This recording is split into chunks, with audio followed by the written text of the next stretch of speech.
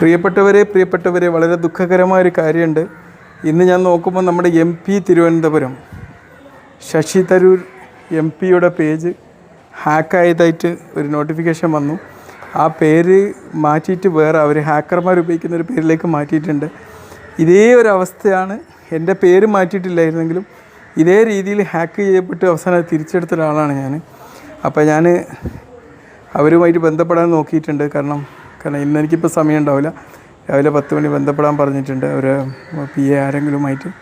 അത് വളരെ എളുപ്പമാണ് തിരിച്ച് പിടിക്കാൻ, വല്ല ബുദ്ധിമുട്ടുള്ള കാര്യമൊന്നുമില്ല. നമ്മൾ ഗൂഗിൾ ക്രോം പോയിട്ട് ഈ പേജിന് പറ്റിയ സംഭവങ്ങളെക്കുറിച്ച് റിപ്പോർട്ട് ചെയ്യുക. അതിന് മുമ്പായിട്ട് ഒരു ഡീറ്റെയിൽഡ് ലെറ്റർ സ്ക്രീൻഷോട്ടൊക്കെ തയ്യാറാക്കി കഴിഞ്ഞാൽ തിരിച്ച് കിട്ടും. ഏതായാലും എല്ലാവരും സൂക്ഷിക്കുക. ഒരുപാട് എൻ്റെ പേജൊക്കെ തന്നെ വീണ്ടും ഹാക്ക് ചെയ്യാനുള്ള ശ്രമം നടക്കുന്നുണ്ട്. അപ്പോൾ ആ ലിസ്റ്റിൽ നോക്കുമ്പോൾ നമ്മുടെ നാട്ടിൽ അറിയപ്പെടുന്ന ഒരു ഇതെല്ലാവരും ഉണ്ട് എന്നുള്ളതാണ്.